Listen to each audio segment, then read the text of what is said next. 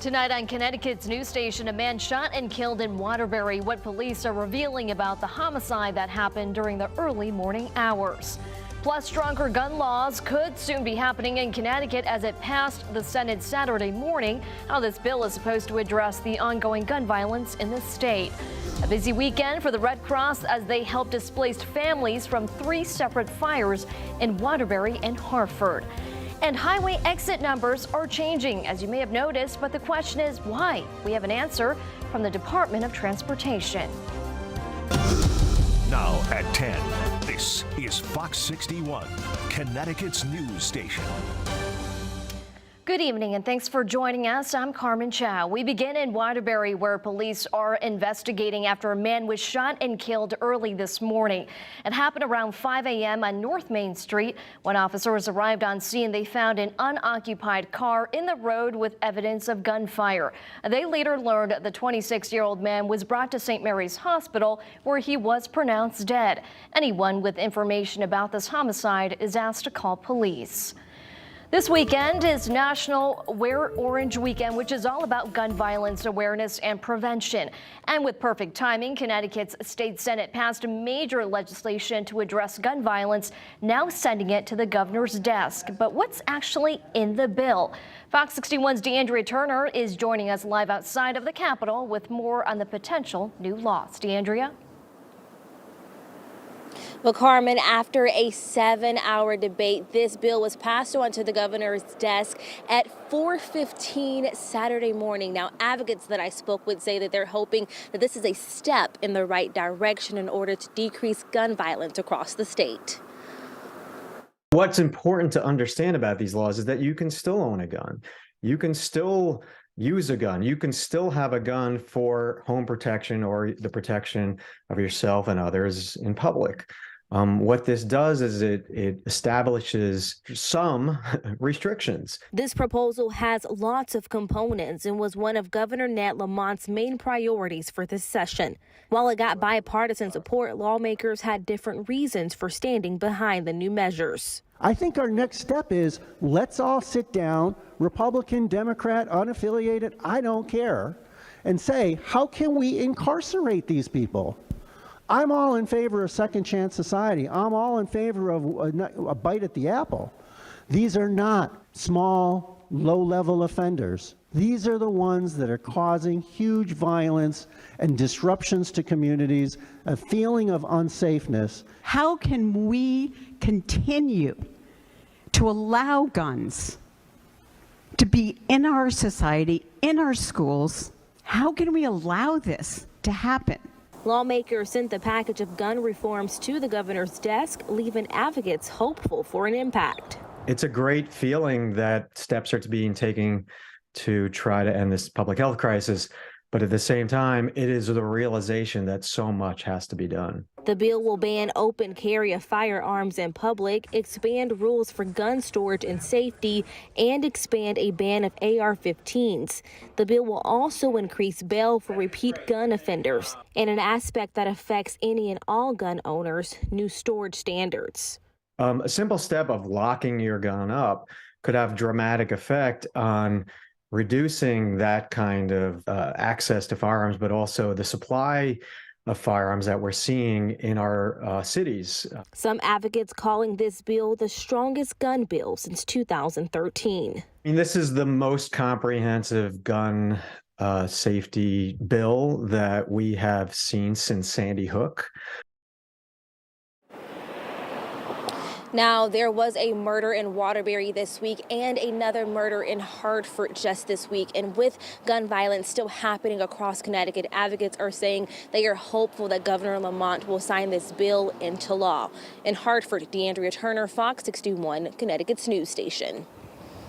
All right, DeAndrea, thank you. So we just wanted to acknowledge a couple of things. I know we look a bit dark tonight. It's because we're just experiencing some technical difficulties with the lights in the studio. Yeah, so somebody couldn't figure out where the light switch is tonight. No, we'll get them working. But the good news is we do have the weather graphics, and we can talk about what's coming up for the week ahead. Obviously, a very chilly weekend thanks to a big storm that's been swirling offshore.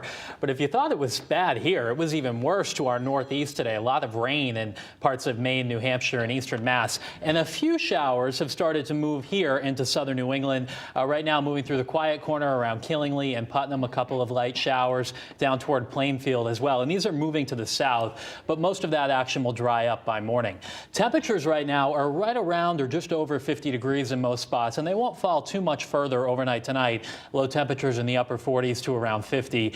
And then tomorrow we will actually warm up a little bit. It will be cooler than average for this time of the year. The average high is 77, but it will feel a little bit better tomorrow afternoon as temperatures make it back up into the low 70s. A little bit of sun from time to time, but the clouds will likely dominate through the afternoon, and it will be a bit breezy with a northwest wind coming in tomorrow between about 10 and 20 miles per hour. A high temperature of 74 in Hartford, 74 in New Haven. We barely hit 60 today, so this is a big improvement, but it's certainly still a little short of where we should be this time of the year. And closer to that storm system in eastern Connecticut, we'll have high temperatures in the upper 60s around Putnam tomorrow.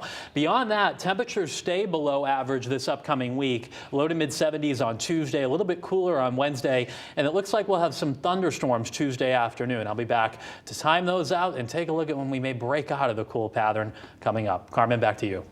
All right, Ryan, thank you. People are without a home and injured after a 3-alarm fire in a Hartford apartment complex. It happened on Evergreen Avenue last night in the Parkville section of the city. Crews responding to the scene, rescuing several people from the building. 13 people were brought to the hospital. 4 people are in critical condition, and 2 of those people are being treated for serious burn injuries. The firefighters pulled several people out. Some were ambulatory, wheelchairs, elderly folks, assisting them with getting down the stairs. We found some victims in the fire department. There was one person outside of the unit who was being administered CPR as well.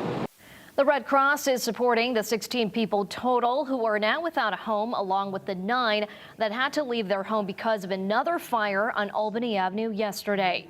Now, crews out in Waterbury responding to a fire today around 2 a.m. It happened at an apartment complex on East Main Street. They were able to knock the fire down in about an hour. There were no injuries reported, but 14 people are now without a home getting help from the Red Cross as well. The fire marshal's office is still investigating the cause.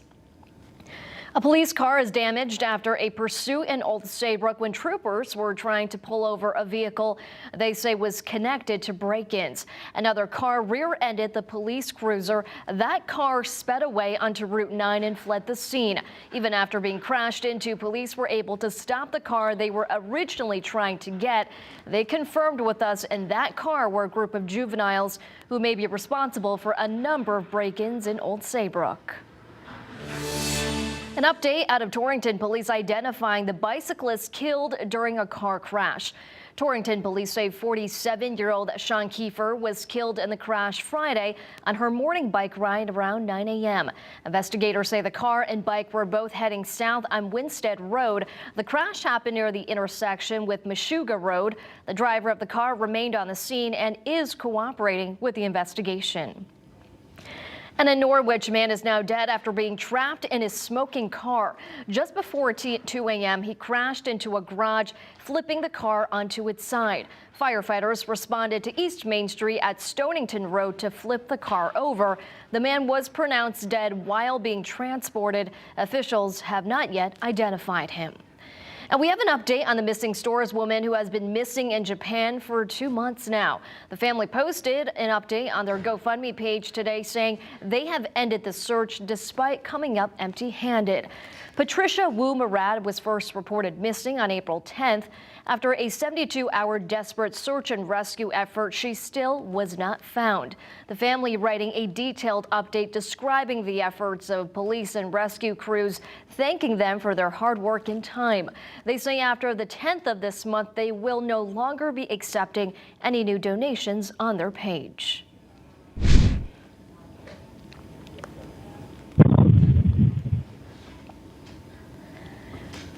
U.S. fighter jets created that sonic boom that you heard there that was captured on Ring cameras and set nerves on edge in Washington, D.C. earlier this afternoon. The fighter jets were traveling at sonic speed, chasing a small plane that crashed into mountainous terrain in southwestern Virginia. It was a business plane, and authorities say it was unresponsive after several attempts for contact.